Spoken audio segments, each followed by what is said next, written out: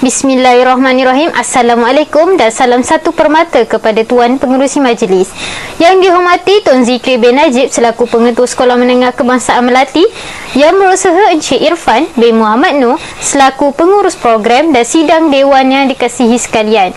Berdirinya saya di sini, Nur Atikah binti Pumat Raizan, adalah untuk menyampaikan pengucapan awam yang bertajuk kepentingan menepati masa dan gagal menguruskannya dalam kehidupan. Salah satu ayat Al-Quran telah menyentuh berkaitan masa dalam surah Al-As ayat 1 hingga 3. Bismillahirrahmanirrahim.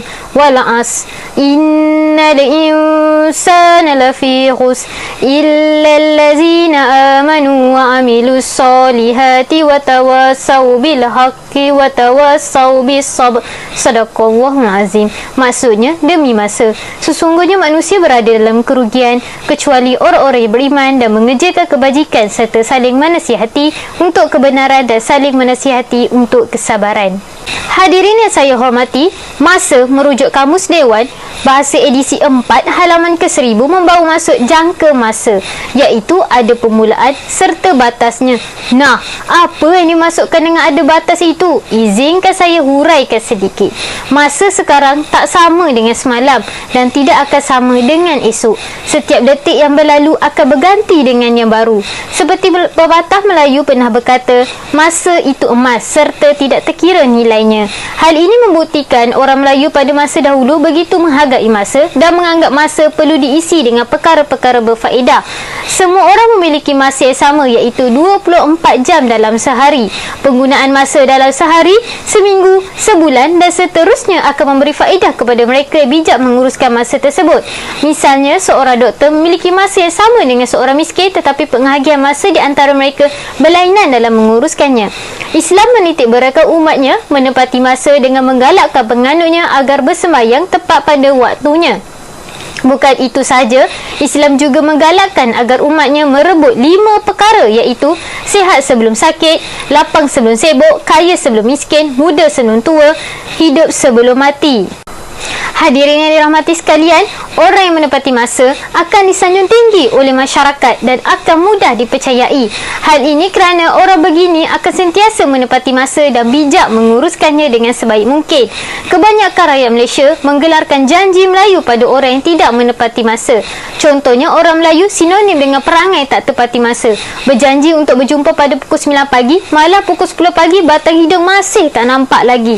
Kadang-kadang sampai 2 jam lewat masih tak muncul. Perkara ini menyebabkan orang yang menunggu rasa marah dan sakit hati, sedangkan orang yang tak menepati masa membuat muka tidak rasa bersalah, seolah-olah tiada apa yang berlaku. Seterusnya, pengurusan masa yang baik akan membawa kecemerlangan diri bagi seorang pelajar dan seorang pekerja untuk memastikan rekod disiplinnya keadaan baik. Apabila seseorang itu menepati masa, ianya tidak akan menghadapi masalah buat kerja pada saat-saat akhir. Masalah seperti ini sering terjadi kepada pelajar lebih mengutamakan kepuasan mereka seperti melepak, bermain di telefon bimbit dan sebagainya. Tidak dapat dinafikan era kini aplikasi gadget semakin membangun merupakan salah satu punca utama masyarakat pada hari ini tidak dapat menguruskan masa dengan baik. Hal ini sangat membimbangkan, bukan sekadar masa terbuang dengan perkara yang tidak berfaedah, malah memberi kesan buruk kepada masa depan negara. Oleh itu, seeloknya membuatlah perancangan jadual lebih awal apa yang hendak kita lakukan dalam rutin harian. Sekalian, apabila anda gagal untuk menguruskan masa dengan baik, dengan bijak, anda mungkin mengalami tekanan atau menjadi stres dalam diri sendiri. Hal ini menyebabkan banyak kerja yang tertangguh. Semakin banyak kerja lain menanti anda untuk disiapkan secepat mungkin. Selagi kerja tidak selesai, selagi itu anda akan rasa tidak tenang kerana orang atasan atau guru sering bertanya mengenai perkembangan kerja tersebut. Berdasarkan fakta-fakta yang telah saya terangkan tadi, jelaslah menunjukkan bahawa menepati masa dan menguruskannya dengan baik amat penting bagi semua orang, tidak mengira pelajar dan pekerja dan sebagainya. Sekian daripada saya. Wabila taufiq wan najah. Wassalamualaikum warahmatullahi wabarakatuh. Terima kasih.